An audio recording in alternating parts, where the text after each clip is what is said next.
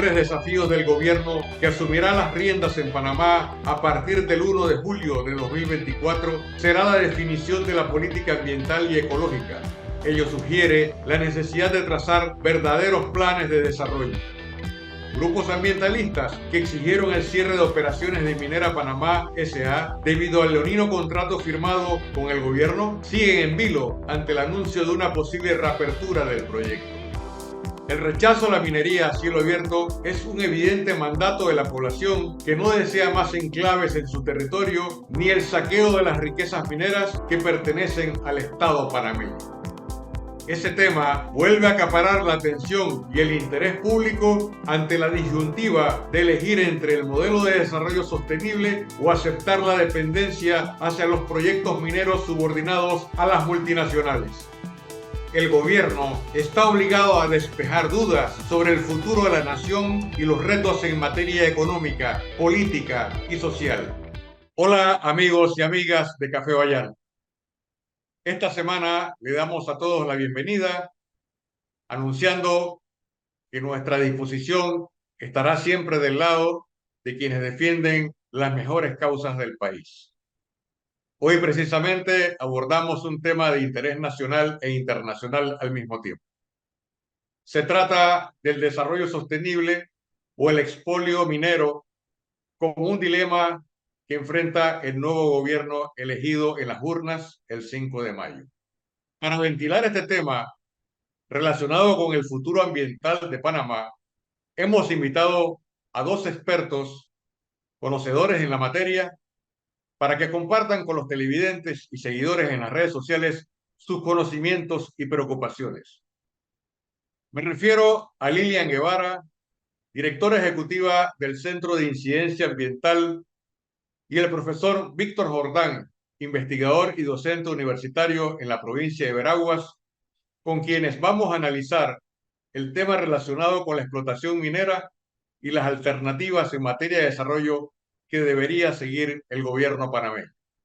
Quiero aprovechar la oportunidad para preguntar a Lilian Guevara, cuya trayectoria ambientalista es innegable en los últimos años, ¿de qué manera interpreta el planteamiento realizado por el presidente electo de Panamá, José Raúl Mulino, en el sentido de que existe la posibilidad de iniciar negociaciones con la empresa minera que fue expulsada prácticamente de este país y cuyo contrato fue censurado por la Corte Suprema de Justicia, con el propósito de iniciar un proceso que culmine con el cierre definitivo de esta actividad iniciada por esta compañía de origen canadiense?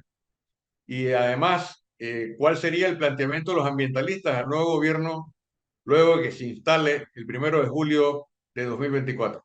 Gracias, David. El del gobierno panameño tiene su legítimo derecho a tener diálogos o conversaciones con la empresa minera como con cualquier otra empresa promotora o empresa de concesión. Lo que no se puede es ir en contra de la ley, de la Constitución y de la ley, y en este caso del fallo de la Corte Suprema de Justicia. Antes de adelantarnos a interpretar a qué quieren llegar, digamos, con estas conversaciones, eh, lo que sí está claro es que no pueden entrar en un proceso de renegociación sobre una base directa que ha sido la que ha dado lugar ya en dos ocasiones a fallos de inconstitucionalidad. Así que eso es muy claro. Y el presidente ha declarado que no quiere reproducir la misma manera en la que se llevó a cabo las negociaciones anteriores, sin embargo, tener una conversación directa ya con fines de generar una nueva concesión, no lo sé, o renegociación, implica una relación bilateral, implica que no se está hablando de llamar a una licitación pública y demás. Así es que eso sería una forma de reproducir el mismo modelo, eh, de ir a una contratación directa. Pero no solo está el tema de lo que la ley no le permite, sino de lo que es legítimo, y es que el pueblo panameño ha luchado en las calles en contra de la minería. Entonces, ningún, digamos, gobierno o autoridad podría discrecionalmente decir que lo que interpreta es que la gente salió por otras razones y que realmente no está en contra de la minería, porque el pueblo fue muy claro en exigir no solo no al contrato minero, sino también una oposición a esta actividad. Eh, hay, hay algunas declaraciones que también ha hecho el presidente con relación a esto de abrir para cerrar. Esta no es una estrategia viable, no es procedente legalmente tampoco. No se puede abrir. El fallo es claro en que no hay una ley de concesión, de contrato de concesión, y la ley establece que no se puede operar sin concesión. Y aparte de eso, los impactos de esta actividad en algo que no debemos olvidar, que es un área protegida, que es el corredor biológico mesoamericano, tiene impactos devastadores, sea como sea que se pretenda ejecutar, independientemente si sea bajo la figura del contrato que ya no existe o de nuevas figuras. Entonces el impacto y los daños siguen siendo los mismos. Y aquí lo que cabe por parte del gobierno es más bien, si se quieren defender los intereses nacionales, es empezar a cumplir con los pasos que están pendientes. Aquí hay varios procesos que se estaban iniciando, pero prácticamente no se han dado los pasos a la celeridad debida, y hay que cuanto antes contratar esas auditorías ambientales independientes, con probidad, con competencia idónea y transparente para dictaminar el estado real de esto y dar los pasos necesarios con todo lo que está en el plan de cierre del gobierno panameño. Tienen que darle continuidad a eso. En la continuación de este espacio, tengo ahora la oportunidad de preguntar al profesor Víctor Jordán, investigador y experto en temas ambientalistas. La realidad es que un cambio de gobierno puede significar también un cambio en la visión del desarrollo nacional. Y parece que la minería, según los últimos elementos noticiosos, podría estar incorporado en la agenda presidencial en la búsqueda de soluciones desde el punto de vista económico para una economía deprimida como la de Panamá. Habría que ver incluso qué cantidad de personas electas son afectas a la minería en el país. Esa es una tarea pendiente. Pero desde el punto de vista global, es importante tener una visión panameña, soberana, crítica, que ayude al pueblo panameño a empinarse sobre sus propios pies. Por ese motivo, le pregunto al profesor Jordán, ¿cómo ve este panorama inmediatamente después de las elecciones celebradas el 5 de mayo en Panamá? Bueno, muchas gracias a ti, a Café Vallano, por esta entrevista. En relación al tema, nosotros tenemos que señalar desde nuestro punto de vista que no es casual que precisamente el nuevo gobierno, tal como él se ha constituido y como ha llegado al poder,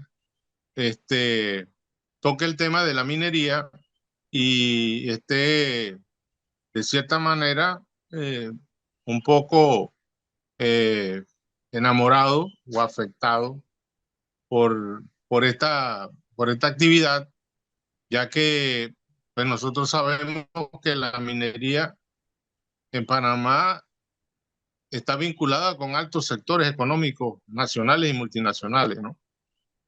De hecho, la cadena de bancos y las cadenas financieras, incluyendo las calificadoras, utilizan todas sus estrategias publicitarias para ir creando un ambiente propicio hacia el desarrollo o hacia la actividad de la minería. En este caso, tanto las calificadoras como las organizaciones bancarias de crédito internacional van formando o van creando las condiciones para que los pueblos o la población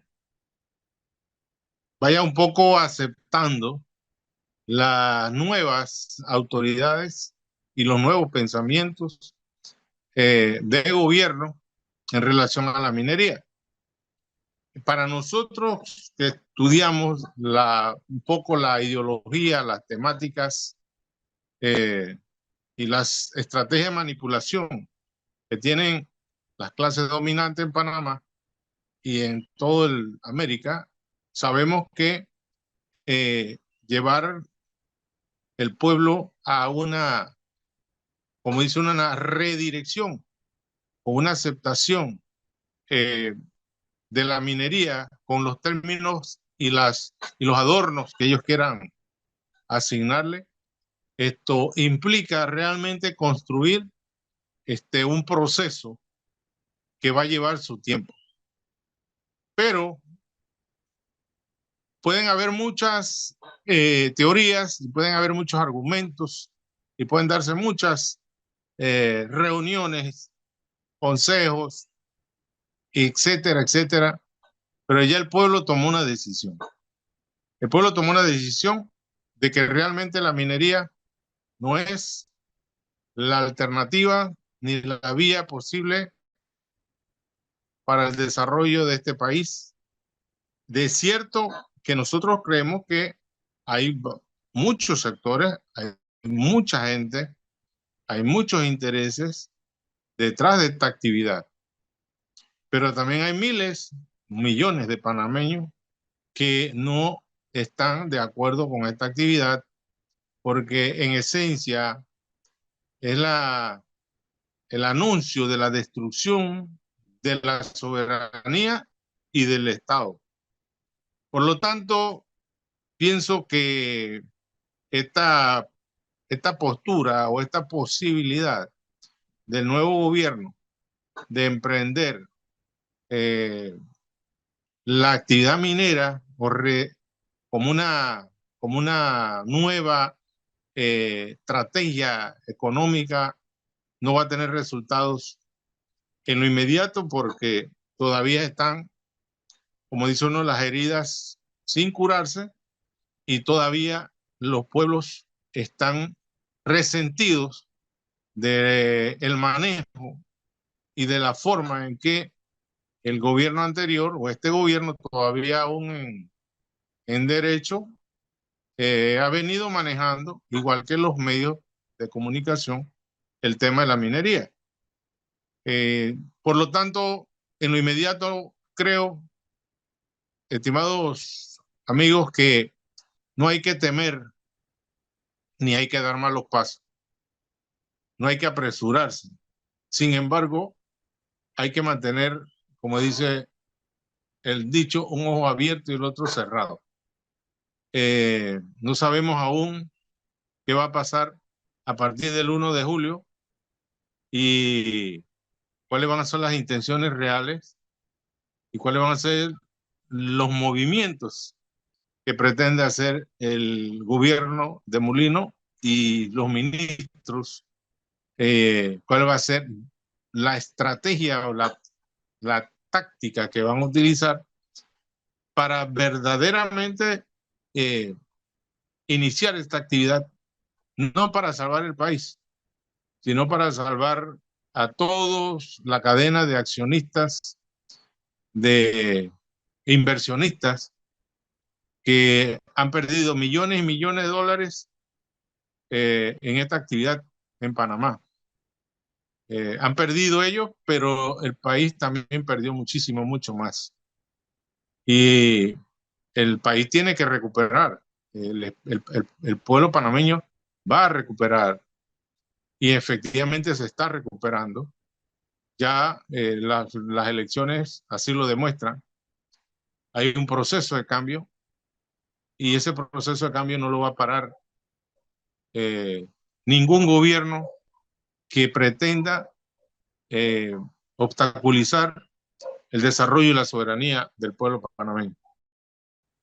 ¿Cuáles son las alternativas económicas que los ambientalistas panameños plantean para resolver en profundidad el tema de la crisis minera, que ha generado además disturbios en el país y representa una amenaza para aquellas organizaciones que dependen, cuya existencia depende de la actividad agropecuaria o simplemente de la pesca, debido a los niveles de contaminación que generan este tipo de empresas? Esto de lo económico está, digamos, en lo micro y en lo macro. En lo micro están planteando la preocupación económica con respecto a lo de asumir los costos de cierre de la empresa, del proyecto minero. Y incluso hemos tenido que corregir o aclarar sobre unas declaraciones que había dado el ministro de Comercio saliente, Jorge Rivera Staff, de que no estaba claro que la empresa tuviera que asumir los costos del cierre definitivo de la mina, y eso no es correcto. La legislación ambiental panameña exige a todo promotor de proyecto asumir la responsabilidad legal de ejecutar las medidas de mitigación de los impactos ambientales y sociales de su proyecto desde su diseño hasta su abandono y cierre.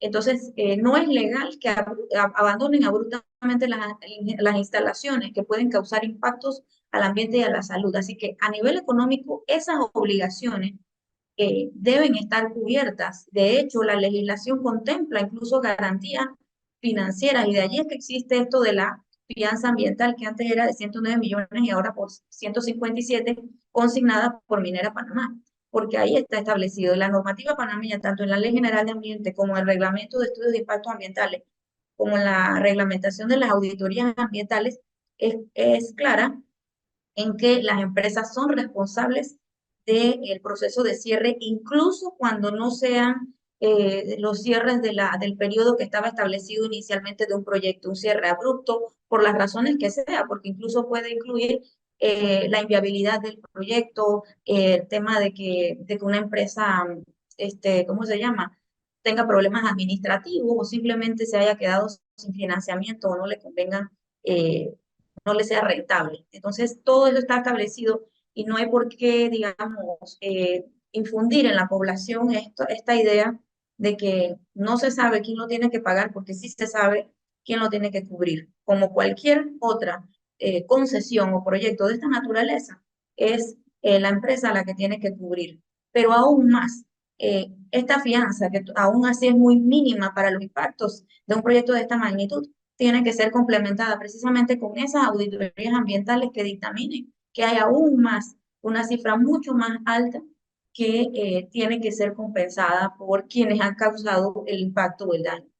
En términos ya más globales del modelo, hemos insistido en que tiene que promoverse un modelo de economía sostenible, definitivamente que hay que invertir más en otras formas de generar ingresos que no alteren la vida de las comunidades, la identidad de las comunidades, que no pongan en peligro los cuerpos de agua, los bosques, los ecosistemas que están en juego en esta zona.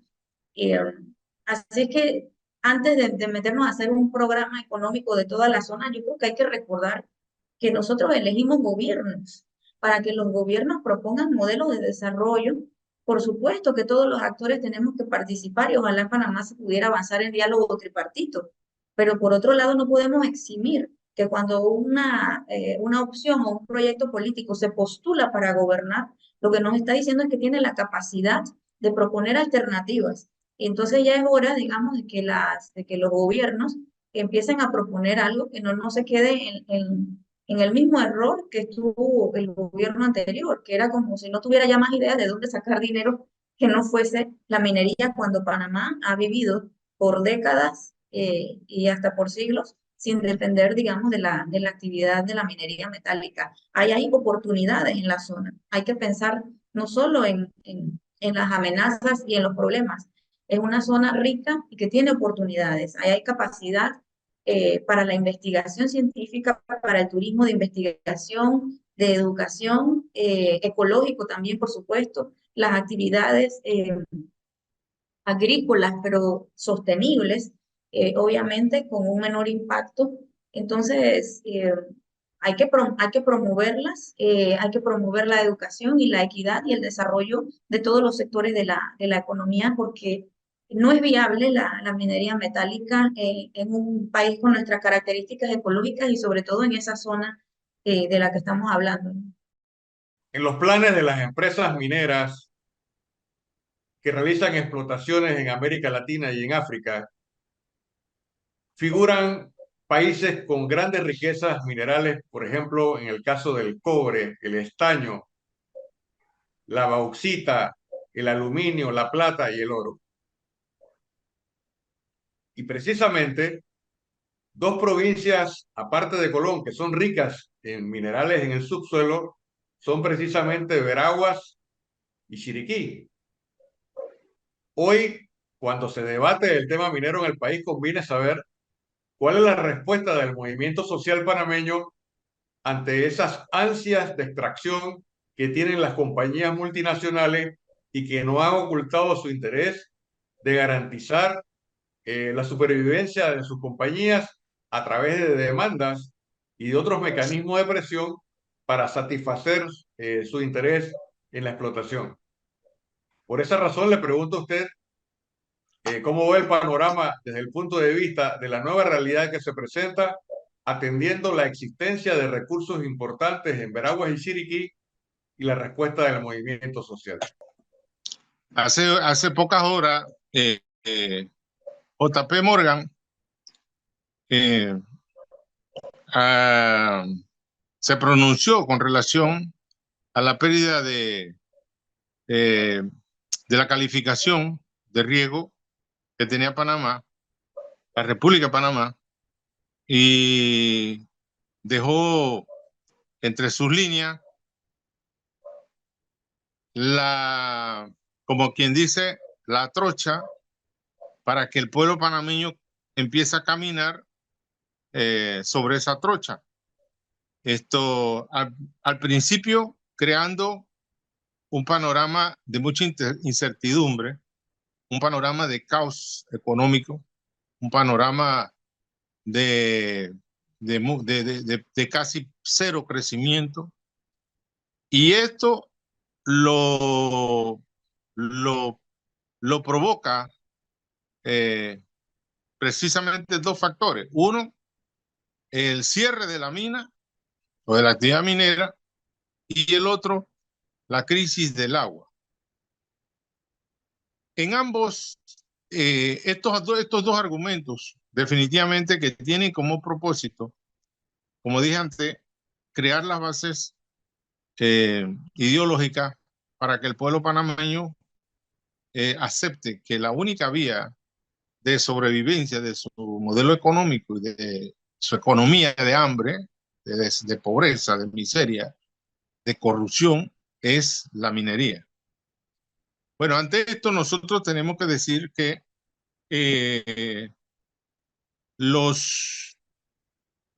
hay mucho conocimiento ahora mismo en el pueblo panameño, acumulado a través de diferentes organizaciones intelectuales y académicos que hemos estado estudiando el tema y hemos ido a la educación de las masas en todos los sectores, participando en muchas reuniones, en muchos debates. Y este proceso de educación nos ha llevado a tener la claridad de que los pueblos, a pesar de su pobreza, a pesar de sus limitaciones, a pesar de la ausencia de proyectos de desarrollo, verdaderamente plan de desarrollo integral o sostenible, hay una clara conciencia nacionalista, hay una clara disposición de rechazo a cualquier iniciativa minera. Veragua, históricamente esta región, podríamos decir que fue la primera región del Istmo Centroamericano que inicia el proceso podemos decir, de explotación del oro bajo el modelo español, para allá por 1502. Y de esa fecha hasta el día de hoy no ha parado. No ha parado la lucha popular, porque en 1502 el cacique Quibián, en la costa norte de Veragua, específicamente sobre Belén o Santa Fe, y todo lo que fue la parte de Bocas del Toro, rechazan la injerencia, la explotación y la presencia española invasora que pretendía conquistar sus territorios para convertirlos en fuente precisamente de extracción de minerales. Pero esto no para ahí. En muchas otras regiones dentro del Veragua también pasaron por la misma situación.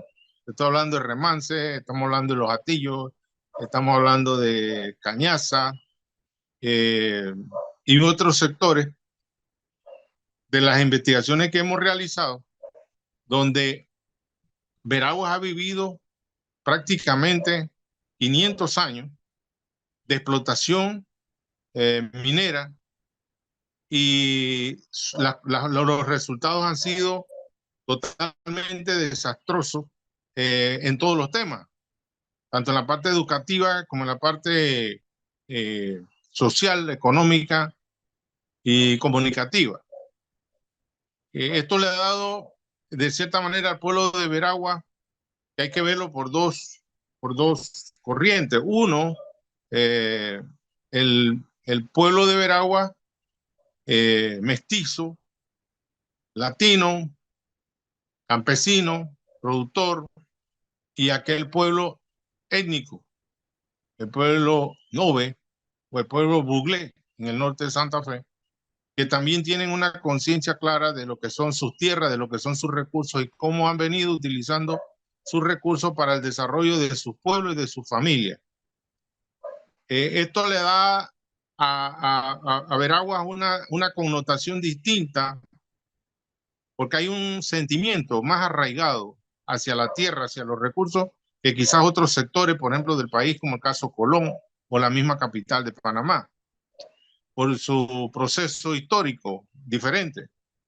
Entonces, encontramos en el caso de Veragua, y en estos momentos, mire, desde el 23 de octubre del año pasado, el movimiento contra la minería de Cañaza, del Veragol, el cierre de Veragol, la declaración de inconstitucionalidad y el llamamiento a que la Corte Suprema de Justicia se pronuncie en contra de esta concesión ilegítima, ilegal, así se mantiene un campamento desde esa fecha. Mire cuántos meses llevamos. Y esto no ha terminado. Y exigimos y seguimos exigiendo la cancelación de esta mina, porque precisamente los daños y la contaminación que ha producido, los efectos económicos que está dando, son de extraordinarias consecuencias, y sus efectos políticos también, que no solamente las minas tienen que ver con la explotación, sino que manejan, alteran, inciden en las autoridades, en las instituciones, en los gobiernos locales, en el ambiente comunitario, la libertad, tanto de pensamiento como de acción. Así que nosotros en Veragua podemos decir que vivimos y sufrimos la acción, la respuesta de la minería en el caso de Cañaza, y tenemos, como dice uno, todavía este puñal en el corazón, ya que no hemos podido acelerar o no hemos podido lograr que la Corte Suprema de Justicia declare inconstitucional el contrato Ley 92 entre el Estado panameño y esta mina Veragol, como dije, aprobado en el año 2017. Seguimos este interesante conversatorio y mi siguiente pregunta está dirigida a Víctor Jordán, gran conocedor de los problemas sociales y ambientales en la provincia de Veraguas. ¿Cuáles son los principales puntos que definen las aspiraciones de los veragüenses ante el nuevo gobierno en materia ambiental? Si es que existe algún programa diseñado para conversar directamente con el gobierno sobre estos asuntos de vital importancia, y cuáles de esos puntos representan para ustedes los principales en materia de reivindicación ambiental. Mira, nosotros tenemos con los candidatos a diputados en el circuito 91, que lo que es Santiago de Veragua, son dos. Cuando estaban en proceso de campaña, el movimiento anticorrupción de Veragua preparó un pacto electoral, ético electoral, llamado anticorrupción, para que los diputados de salir electos o los alcaldes o el alcalde se comprometiera a seguir una ruta para combatir, para frenar la corrupción, para combatir la corrupción y para evitar la corrupción. Todos a los diputados que nosotros le entregamos la propuesta, a los alcaldes, todos lo vieron bien. Casualmente los diputados que salieron electos fueron uno de los que se mostraron a favor de esa lucha contra la corrupción, que fue parte de la coalición Vamos. Los dos candidatos a diputados de la coalición Vamos salieron electos y manifestaron públicamente su disposición de frenar la corrupción y de compartir esa propuesta que nosotros, el grupo, el movimiento, habíamos elaborado. En ese sentido, nosotros en Veragua, diferentes instituciones, organizaciones y movimientos, creemos que la corrupción en materia ambiental es un asunto muy grave que tiene que frenarse y tiene que enfrentarse para poder mantener un clima de paz y de tranquilidad en la región.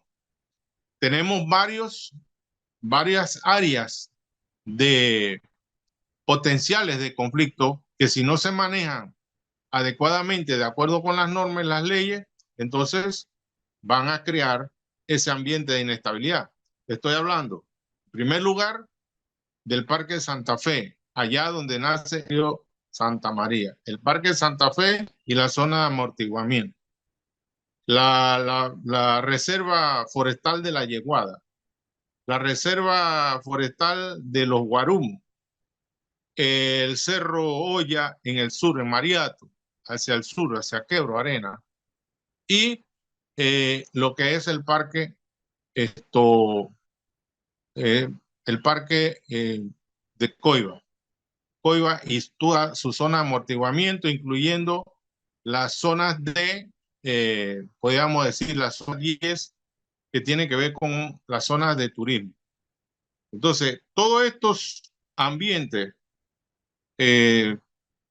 actualmente se rigen bajo unas normas y bajo unas leyes que de afectarse o violentarse, como se pretendió hacer en ocasiones anteriores, en la cual nos hemos enfrentado a luchas y movimientos, no deben ser para las autoridades nuevas ningún tipo de mecanismo o ningún tipo de espacio para negocios turbios o negocios sucios o negocios antileyes o ilegales que pisotean los derechos de los ciudadanos. Y en eso hemos estado, como dice uno, intercambiando ideas de cómo vamos a trabajar con los gobiernos, con el gobierno de turno. Si los gobiernos y las autoridades se comprometen a continuar con los planes y con las leyes que existen, sin violentarla, sin afectarla y cumpliendo las normas, definitivamente que vamos a encontrar una sociedad de paz. Pero de lo contrario, entonces la sociedad no va a aceptar de ninguna manera la violación a sus derechos y la violación a estas normas. Nosotros queremos garantizar que el río Santa María y la cuenca sea realmente lo que la ley dice, lo que se aprobó en ley, una reserva hídrica natural, que no sea un territorio de más de 300 millones de hectáreas para explotaciones agrícolas, ganaderas, residenciales, pasando por la destrucción de los ecosistemas.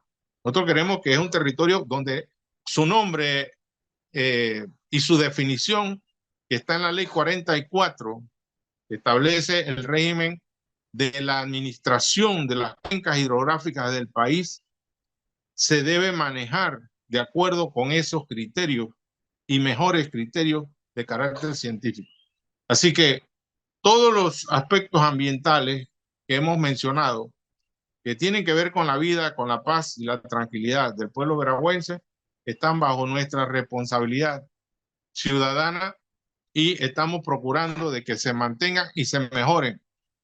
No solamente que se mantengan, que se mejoren, pero que se mejoren para darle verdaderamente el mejor uso ambiental, el mejor clima y sobre todo contribuir a mantener un planeta sano, contribuir a frenar el cambio climático y contribuir a que todos los recursos naturales que nosotros tenemos en la provincia sirvan a los mejores intereses del país y no solamente a un grupo de empresarios o de bancos que quieren definitivamente explotarlo a manera de empresa privada o simplemente para buscar el lucro individual o familiar.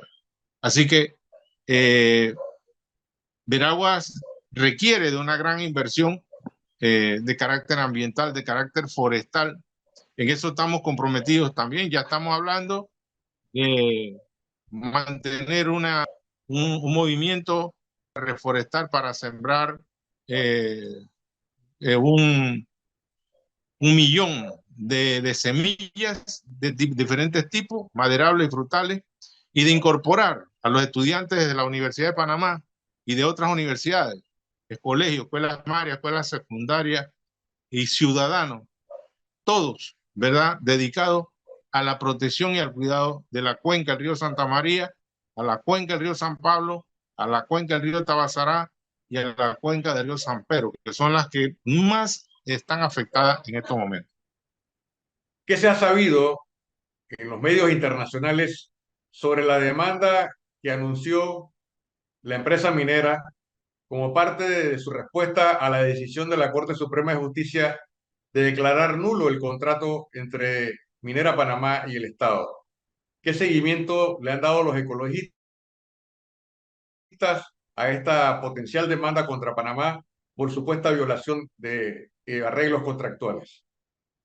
Manejamos la misma información que maneja la población o que se ha manejado en los medios de comunicación, que se encuentra en un estado de advertencia de arbitrajes.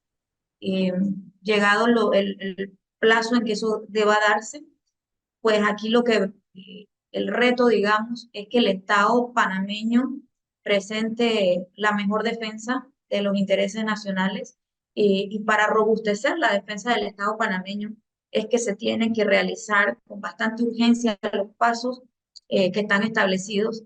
Todo lo del plan de cuidado, del plan de mantenimiento, que todavía no se ha aprobado después de tantos meses, y el tema de las auditorías también, porque son claves para fortalecer lo referente al régimen ecológico de ese fallo.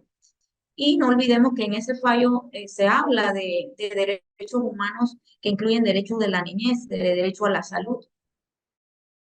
Todos estos son aspectos que se tienen que desarrollar por parte de la defensa panameña. Hemos visto en algunas noticias hablar de que se escogería al mismo bufete que estuvo desarrollando la propuesta del contrato minero. Entonces, esperamos que no sean noticias pues, verdaderas.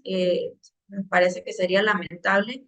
Estamos hablando de una empresa o de grupos legales a los que se les pagó millones de dólares de nuestro país para elaborar un contrato que resultó ser terrible, nocivo y que el fallo claramente indica las 25 violaciones a nuestra Carta Magna.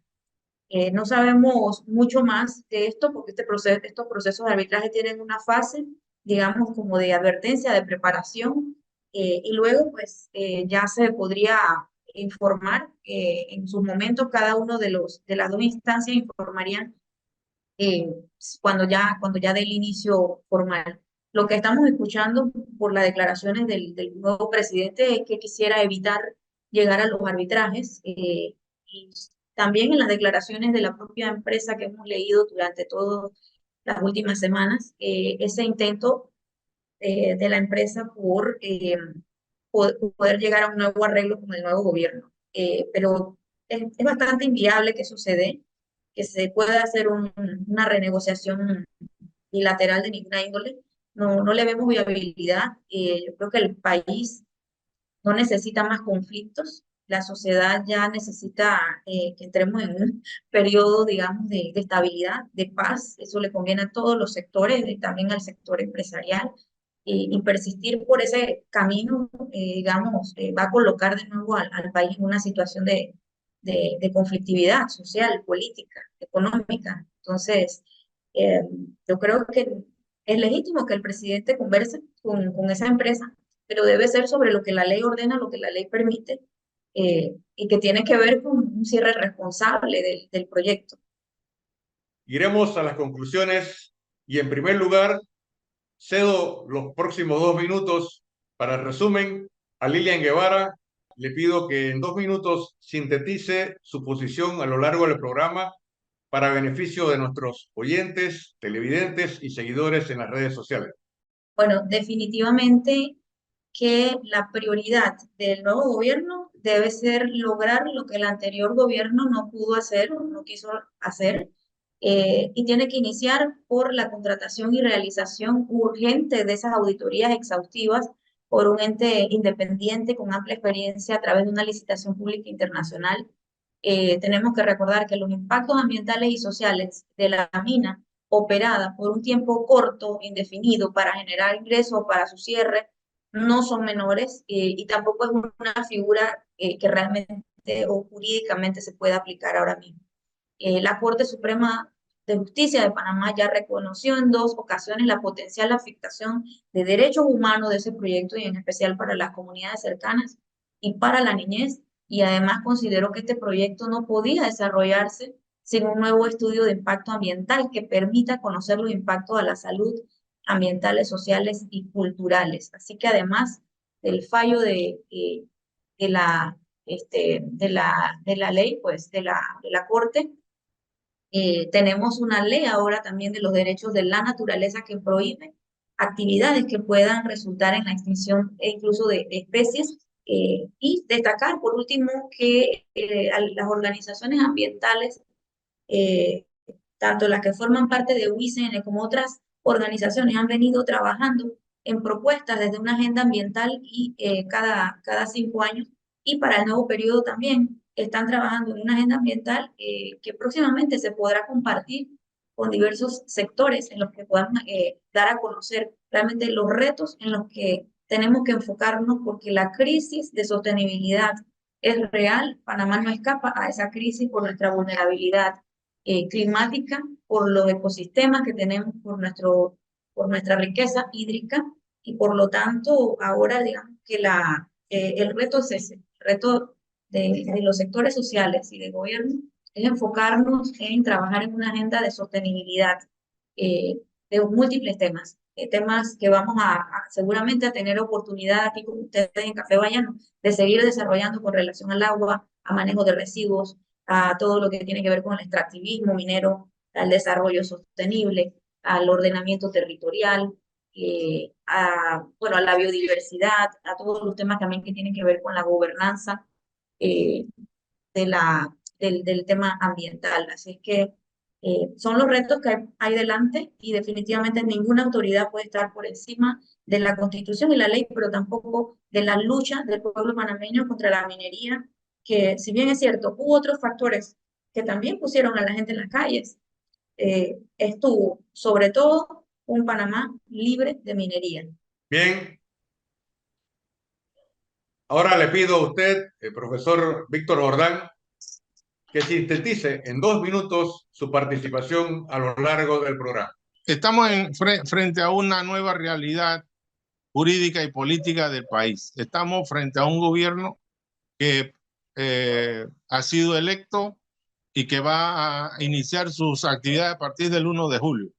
Estamos en un periodo de transición, en un periodo de análisis, de reflexión, ¿verdad? Y de contacto, de comunicación con todos los sectores